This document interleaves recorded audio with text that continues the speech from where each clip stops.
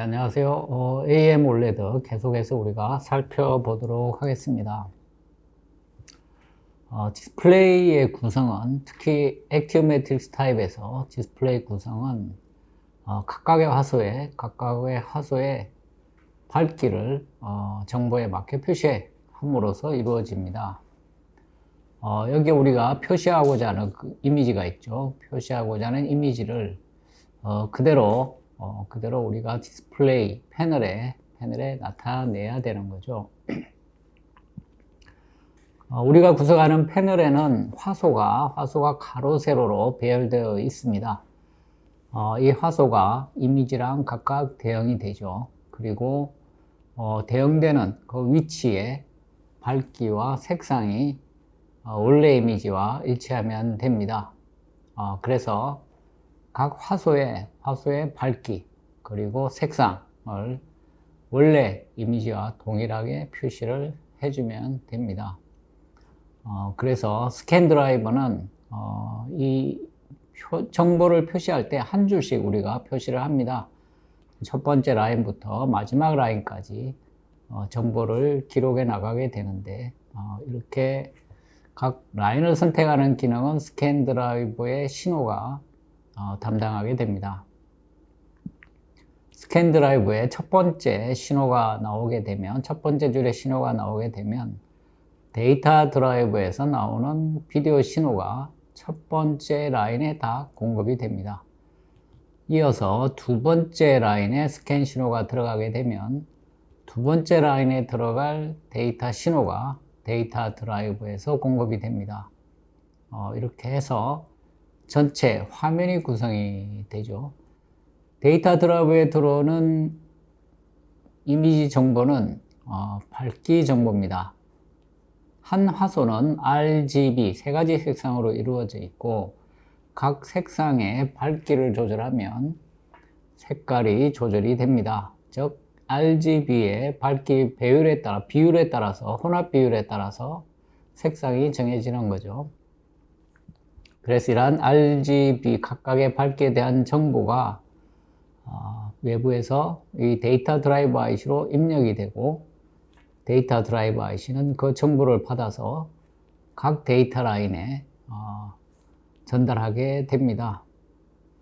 그리고 이 데이터 드라이브에 들어오는 이미지 정보는 디지털화 되어 있습니다. 아날로그 정보가 아니고 디지털 정보가 들어옵니다. 디지털화 되어 있고 이 디지털 신호를 최종적으로는 아날로그로 바꿔서 데이터 라인에 집어넣어 주게 되어 있습니다. 그래서 이 각각의 화소의 밝기를 조절해야 되는데 LCD의 경우는 밝기를 조절하는 기능이 액정 셀에 있습니다. 광원은 백라이트라고 해서 뒤에 별도로 있죠. 광원은 밝기가 변하지 않습니다. 광원은 밝기가 변하지 않고 액정 셀을 통과할 때 밝기가 변화되도록 그렇게 구성이 되어 있습니다. 액정을 통과할 때 밝기가 변하도록 하기 위해서는 액정에 가해지는 전압을 변화시킵니다. 액정에 가해지는 전압에 따라서 통과하는 빛의 밝기가 변하게 됩니다. 그래서 액정에 가해지는 전압을 가지고 밝기를 조절합니다. 색상은 액정셀을 통과한 빛이 컬러 필터를 통과하면서 결정이 됩니다.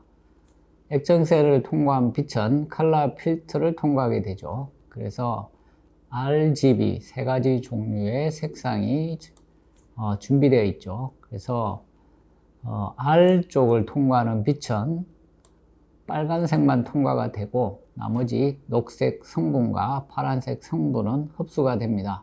통과하지를 못하는 거죠. 녹색은 녹색만 통과하게 됩니다. 파란색은 파란색만 통과하게 되고요. 이렇게 해서 각각의 색상 그리고 각 색상의 밝기 비율에 따라서 여러 가지 색이 구현이 됩니다. OLED는 한 두 가지 타입이 있을 텐데 첫 번째 여기 보이는 건 RGB가 직접 발광이 됩니다. OLED는 라이트 에미팅 다이오드죠. 발광 다이오드입니다. 그래서 소자 자체가 빛을 내는 그러한 소자죠. 그래서 백라이트가 필요가 없습니다. 그래서 R은 직접 빨간색을 내고, 녹색은 녹색빛을 내고, 그 다음에 블루, 파란색 빛을 내니까 별도로 칼라 필터도 필요가 없습니다. 그래서 이 RGB, 각각의 밝기를 조절하면 색상이 조정이 됩니다. 그래서 RGB를 직접 발광시키는 타입인데, 우리가 사용하는 스마트폰의 OLED는 바로 직접 이렇게 RGB가 각 화소 단위로 밝기가 조절이 되는 그러한 OLED입니다. TV, OLED TV는 방식이 좀 다릅니다. 물론 앞에서 본 것처럼 스마트폰에서와 같이 RGB 각각을 밝기를 조절할 수도 있겠지만, 현재 제품화되어 있는 TV, OLED TV는 그렇게 구성이 되어 있지 않습니다. 화소 단위로 백색광의 밝기를 조절하도록 되어 있습니다. 그래서 각각의 화소 RGB 그리고 화이트 스모 RGBW죠. RGBW 각각의 밝기를 조절하는데, 요 화이트의 밝기를 조절하는 겁니다. 각각의 화이트의 밝기를 조절을 하고, 이렇게 통과한 화이트 빛이 칼라 필터를 통과하게 되어 있습니다. 칼라 필터를 통과하면서 색깔이 결정이 됩니다. 가장 왼쪽에 있는 부화소죠. 전체 요 4개가 한 개의 화소를 이루게 됩니다. 그 중에 부화소 서브픽셀이죠. R의 경우에는 밝기는 화이트에서 조절이 되고, 그것이 빨간색 칼라 필터를 통과하면서 빨간색만 통과하게 됩니다. 그 옆에는 녹색이 있죠. 마찬가지가 되겠습니다. 화이트의 밝기를 조절을 하고, 그것이 녹색 칼라 필터를 통과하면서 녹색만 통과하게 됩니다. 그 옆에는 파란색이죠. 마지막은 화이트입니다. 화이트를 그대로 통과시키는 거죠. 그래서 RGBW 4개의 부화소가 1개의 화소를 이루고 있습니다. 이렇게 화이트 화소를 하나 더 두게 되면 백색광을 더 잘 표시할 수 있고, 전체적으로 희도를 더 올릴 수가 있습니다. 백색광을 내는 방식은 파란색과, 여기 파란색이 보이죠? 파란색 발광 OLED입니다. 여기도 있죠. 파란색 발광 OLED. 수명을 좀 더 길게 하기 위해서 2층의 파란색 OLED를 사용하고 있습니다. 그 다음에 YG, 옐로우 그린 에미션 레이어가 있죠. 이 2개를 합치면 백색이 됩니다. 스펙트럼을 보면, 자, 요게 파란색에서 나오는 OLED, 파란색 OLED 나오는 스펙트럼이 되겠습니다. 그 다음에 YG, 옐로우 그린은 여기가 되겠죠. 그래서 이 2개를 합치면 백색광이 됩니다. 화이트가 되는 거죠. 그래서 화소마다 화소에 필요한 밝기가 있을 텐데, 이 백색광의 밝기를 조절하게 됩니다. 화소마다 예를 들어서 빨간색을 내야 된다 그러면, 가장 왼쪽에 있는 백색광은 화이트로 나오겠지만, 녹색이라든지 그 다음에 블루라든지 흰색 이런 건 빛이 나오지 않습니다. 그렇게 해서 색상과 밝기를 맞추게 되어 있죠. 그래서 백색광이 나와서 칼라 필터를 통과하게 되는데, 칼라 필터의 투과율 그래프는 중간에 있는 이 그림과 같죠. 파란색의 투과율입니다. 그 다음에 요거는 녹색 칼라 필터의 투과 특성이 되겠죠. 파장에 따른 특성입니다. 그 다음에 이건 빨간색 칼라 필터의 투과 특성이죠. 그래서 백색광이 요 칼라 필터를 통과하게 되면, 칼라 필터 파란색의 투과 특성은 이렇지만, 원래 나오는 빛의 스펙트럼이 이렇게 샤프하니까 통과된 빛도 샤프하게 되죠. 그 다음에 옐로우 그린 쪽의 스펙트럼 중에서 녹색 성분만 이렇게 통과하게 됩니다. 그 다음에 빨간색 칼라 필터의 투과율은 장파장에서 상당히 높지만, 원래 광원의 스펙트럼이 이렇게 좀 긴 파장에서는 빛이 약해지고 있죠. 그래서 칼라 필터를 통과하고 나면 이러한 형상으로 스펙트럼이 만들어지게 됩니다. 요 세 가지 색깔의 밝기 비율에 따라서 다양한 색상이 만들어지게 됩니다. 삼성의 OLED TV 구조인데 이건 아직 삼성은 OLED 패널을 생산하지 않고 있습니다. 초기에 생산은 했었지만 곧 판매를 하지 않게 됐고요. 지금 삼성이 준비하고 있는 OLED TV의 구조는 LG의 OLED TV와 구조가 조금 다릅니다. 우선 백색광을 만들어내는 건 똑같다고 할 수가 있겠죠. 그래서 화소 단위로 이렇게 백색광의 밝기를 조절하는 건 백색광이 아니네요. 블루입니다. 블루. LG의 경우는 백색광을 내보내지만 삼성에서 준비하고 있는 건 파란색을 내보냅니다. 블루 OLED죠. 블루 OLED. 그래서 옐로우 그린은 필요가 없습니다. 그래서 블루만 사용합니다. 블루 두 층으로 되어 있는 건 블루 OLED 수명을 길게 하기 위해서 두 층을 구성하고 있고요. 그래서 파란색의 밝기를 조절하게 됩니다. 각각 RGB 화소가 있고요. 화이트는 없습니다. RGB 화소 3개가 있고 부화소죠. 그래서 빨간색 화소의 경우에는 파란색 빛을 받아서 빨간색으로 변환시키게 됩니다. 그 역할을 하는 게 퀀텀 닷입니다. 퀀텀 닷 중에서 파란색의 빛을 받아서 빨간색의 빛을 방출하는 그러한 퀀텀 닷을 사용하고 있는 거죠. 가운데는 녹색으로 변환시키는 퀀텀 닷이 있습니다. 여기에 각각 요 파란색의 빛은 각각의 화소별로 밝기가 조절이 됩니다. 각각의 화소별로 밝기가 조절이 되고요. 그래야 RGB 색깔의 비율을 맞출 수가 있는 거죠. 빨간색의 경우에 퀀텀 닷이 파란색을 받아서 빨간색의 빛을 내게 되는데 파란색의 빛이 완전히 흡수되지 못하고 좀 셀 수가 있습니다. 그렇게 되면 혼색이 되는 거죠. 그래서 이것을 막기 위해서 칼라 필터층이 있습니다. 빨간색 칼라 필터죠. 그래서 빨간색 외에 새는 파란색을 흡수하게 됩니다. 녹색의 경우도 마찬가지죠. 녹색에 QD에 파란색 빛이 입사가 되고 QD는 녹색 빛을 내게 되는데 파란색 빛이 새게 되면 안 되죠. 그래서 녹색 칼라 필터가 새는 파란색 빛을 흡수하게 됩니다. 그렇게 해서 녹색만 통과시키게 되는 거죠. 가장 오른쪽은 파란색이니까 그대로 파란색 빛을 통과시키면 됩니다. 자, 이렇게 준비하고 있는 것으로 알려져 있고요. 근데 이러한 퀀텀 닷은 내열성이 떨어진다고 합니다. 100도 정도이고 그 이상 높은 온도가 되면 특성이 열화가 일어나게 되는 거죠. 그래서 이 칼라 필터는 그런데 공정 온도가 좀 높습니다. 포토레지스트 베이크도 해야 되고 그래서 칼라 필터 공정을 먼저 하고 높은 온도를 필요하기 때문에 그런 거죠. 이어서 QD를 코팅하게 됩니다. 지금 잉크젯 방식을 채택하고 있죠. 두께도 두껍습니다. 20마이크로 정도. 그래서 잉크젯으로 각각의 화소에 토출하는 식으로 퀀텀 닷을 각 화소에 형성하게 됩니다. 그 위에 보호막이 있고요. 패시베이션.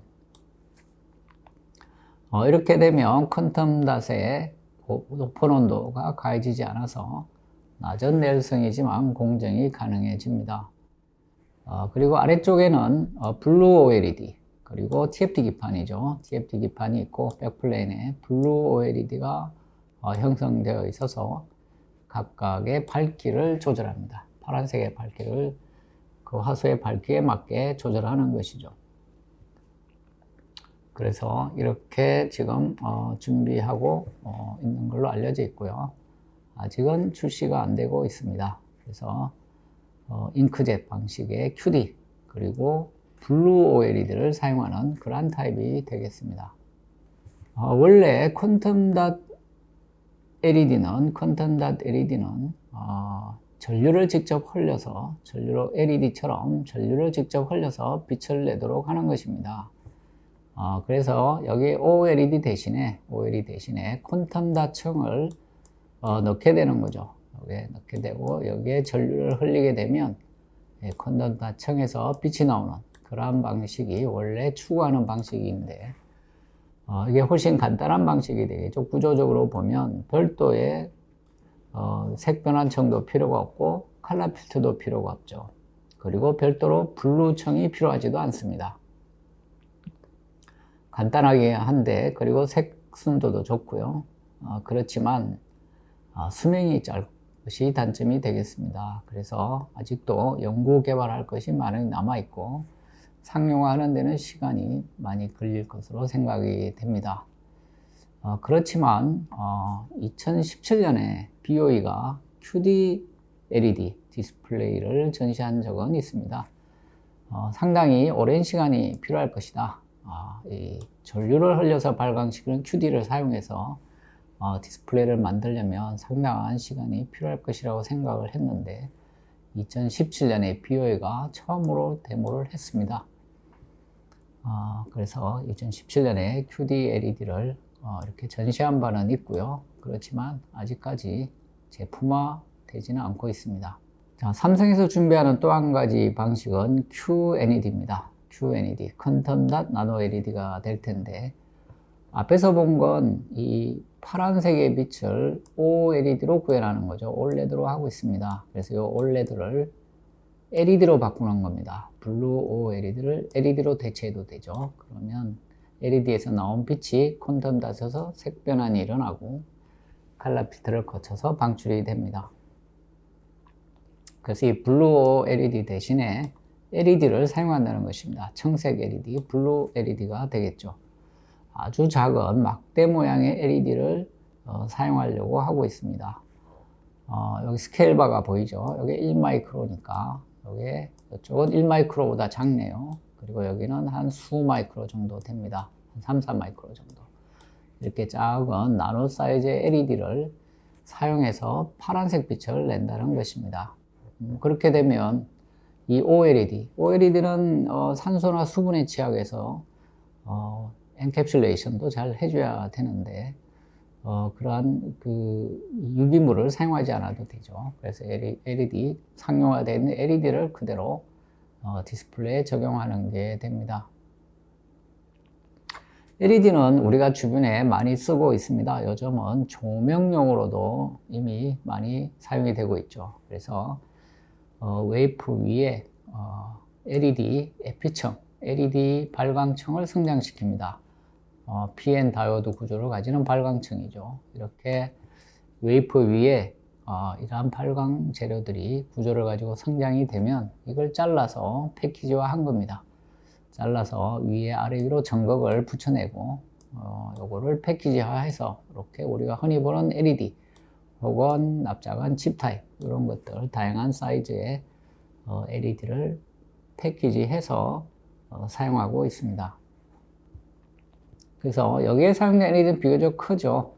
한 1, 200 마이크로 짜리, 작으면 한 수십 마이크로 그 정도가 됩니다. 그래서 요 LED를 아주 작은 사이즈로 만들어서 마이크로 LED죠. 작은 사이즈로 만들어서 붙여서 디스플레이를 구성하겠다는 노력들도 있죠. 그게 이제 마이크로 LED입니다. 마이크로 LED 디스플레이. TV라든지 모니터에도 이러한 LED를 적용하려는 시도가 그리고 데모 제품들이 나와 있습니다. 나노 LED는 앞서 본 것보다도 매우 작은 사이즈로 로드 타입으로 잘라내게 되는데 자, 이 웨이프 위에 LED가 정착된 성장된 그러한 모양입니다. 요거를 수직으로 잘라내는 거죠. 그래서 이게 원래는 위아래 전극에 전류를 흘리게 되면 빛이 이렇게 나오게 되는데 그래서 이거를 길게 잘라내서 쓴다는 겁니다. 그래서 이렇게 동그란 볼이 있죠. 여기에 이제 마스크를 하게 되는 거겠죠. 그래서 이렇게 애칭을 해내면 이런 막대 모양의 LED 어레이가 생기게 되는 거죠. 위에서 본 모양입니다. 그래서 옆에서 단면 구조고요. 자, 이것들을 다 떼내면 로더 형태의 LED가 됩니다. 막대 모양의 LED가 되는 거죠. 아주 작은 크기의 LED가 됩니다. 자, 이러한 LED를 화소에 잘 집어 넣는 겁니다. 그래서 전압을 가해서 배열을 시키고 전극에 딱 정렬시켜서 붙이는 겁니다. 그래서 이 LED 막대 모양의 작은 LED를 아세톤 같은 용매에 혼합을 해서 전극 위에 떨어뜨리고, 자, 여기 용액 속에 아세톤 속에 LED 작은 LED가 들어있죠. 그래서 이 전극 위에 떨어뜨리고 전압을 가하게 되면 이 전압 전개 방향으로 배열을 하게 되고, 그래서 전극에 이렇게 정렬시켜서 전압을 인가하고 전류를 흘려서 빛이 나오게 할 수 있다. 이런 게 되겠습니다. 여기 이제 정렬된 모양이 나와 있죠. 이게 전극입니다. 전극이고, 자, 거기에 LED가 이렇게 정렬이 돼서 붙어 있습니다. 그래서 여기 전압을 가하면 전류가 흐르고 빛이 나오는 그러한 형태가 되겠습니다. 자, 이 경우는 요 전극 위에 절연막이 있죠. 실리콘 나이트라이트. 그래서 이 두 전극은 정렬용으로만 쓰이게 되고, 이렇게 정렬이 되고 나면 별도로 전극을 덮을 필요가 있겠죠. 그래서 후속 공정을 통해서 이렇게 전극을 입히게 되면 LED에 전압을 가할 수 있고 흐르는 전류에서 빛이 나오게 됩니다. 그래서 이게 전극 위에 나노 사이즈 LED가 뿌려진 모양이죠. 그래서 전압을 가해서 이렇게 배열을 시킨 그러한 모양이 되겠습니다. 그래서 이렇게 일정한 크기의 나노 LED를 집어넣고 백라이트의 광원으로도 쓸 수 있다. 이런 모양. 이건 도광판이죠. 도광판. 보통 여기에 LED가 붙게 되는데 나노 LED를 이렇게 뿌려서 사용할 수 있다. 그런 예를 보여주고 있죠.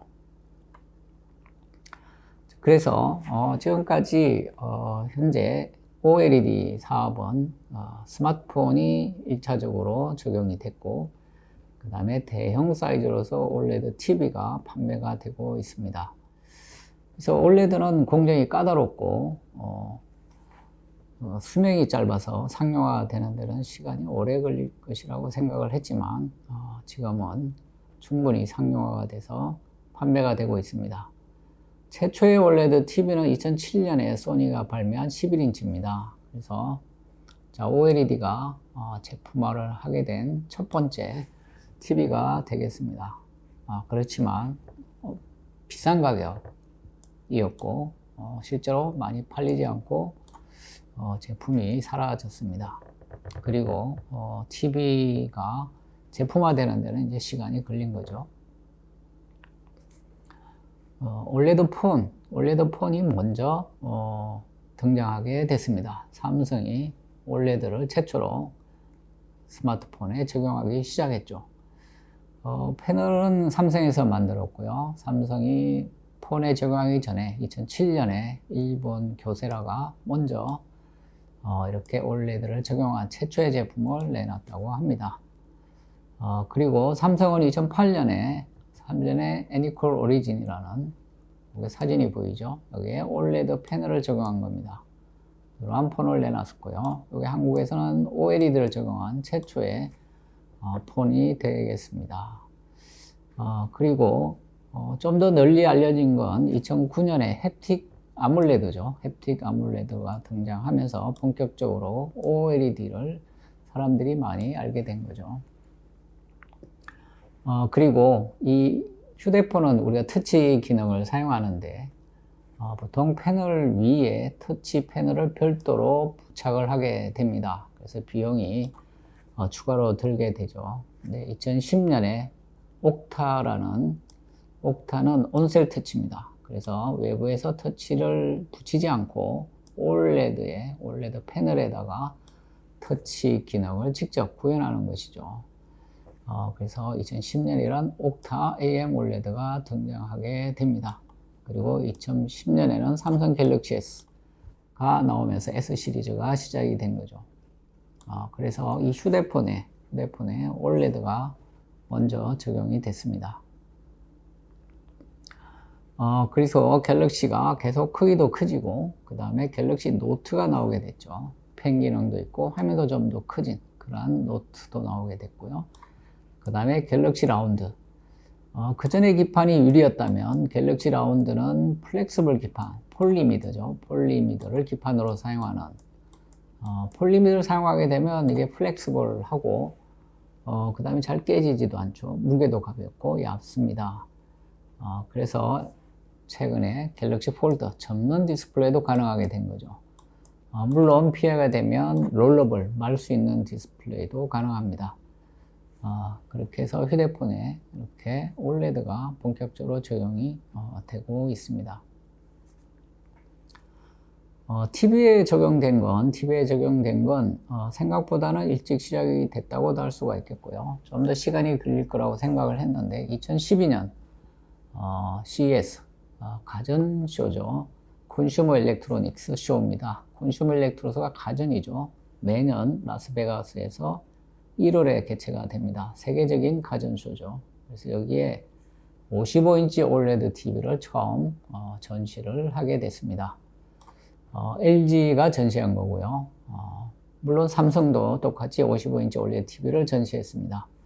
그리고 트랜지스터가 IGGO, 산화물 방막 트랜지스터입니다. 보통 OLED는 폴리실리콘 TFT를 사용하는데 TV에서는 LG가 IGGO, 산화물 트랜지스터를 사용하고 있습니다. 그래서 OLED를 정해서 굉장히 얇게 만들 수 있다는 걸 보여주고 있습니다. 백라이트가 필요 없죠. 그래서 상당히 얇게 TV를 만들 수 있다는 걸 보여주고 있습니다. 삼성도 같은 CES에 전시를 했습니다. 55인치 AMOLED이고 폴리실리콘 방막 트랜지스터를 사용하는 그리고 RGB를 직접 발광시키는 방식이죠. LG는 앞에서 본 것처럼 화이트 LED의 컬러 필터가 구성된 그러한 형태의 OLED입니다. 2012년에 전시가 이루어졌고 그 다음 해부터 출시가 됐습니다. 판매가 시작된 거죠. 2013년 1월 달에 LG가 55인치 OLED TV를 출시를 했습니다.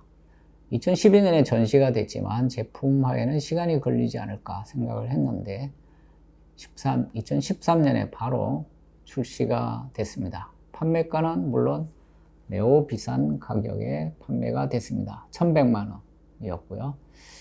그렇지만 가격이 곧 이어서 빠른 속도로 떨어지게 됐습니다.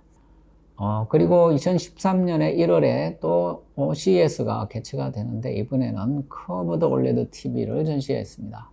휘어진 형태죠. 커브드 OLED를 55인치 곡면 OLED TV입니다. 요거는 LG가 전시한 거고요. 삼성도 똑같이 곡면 OLED TV를 전시했습니다. 55인치 삼성, 요거는 LG 55인치입니다. 1920에 1080 풀 HD 화소수죠. 이렇게 전시가 됐고요. 그리고 이어서 곡면 OLED TV도 판매가 되기 시작했습니다. 그래서 4월 28일 LG가 55인치 곡면 OLED TV를 출시를 했습니다. 가격은 1,500만 원. 상당히 비싼 가격인데 이후에 가격은 급속히 떨어졌습니다. 삼성도 OLED TV를 판매를 시작하게 됩니다. 지금은 만들지 않고 있지만 2013년 6월 달에 55인치 곡면 OLED TV를 출시하게 됩니다. 평면은 없고요. 곡면만 출시를 했습니다. 가격은 LG랑 똑같네요. 1,500만 원으로 출시가 됐습니다. 이렇게 해서 삼성이 55인치 곡면 OLED TV를 출시를 했지만 곧 제품을 포기하고 삼성은 OLED TV 사업은 접게 됩니다. 스마트폰에 집중하게 된 거죠. 이렇게 해서 OLED가 스마트폰을 거쳐서 TV 시장까지 진출을 하게 됐는데 현재도 주로 LG가 OLED TV 패널을 대부분 생산하고 있습니다. 독점에 가깝죠.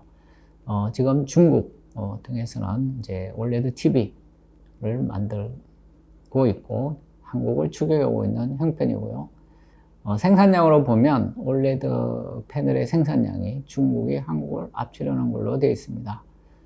그래서 중국의 올레드 패널 추격도 만만치 않은 그러한 상황입니다. 네, 오늘 여기까지 하도록 하겠습니다. 수고했습니다.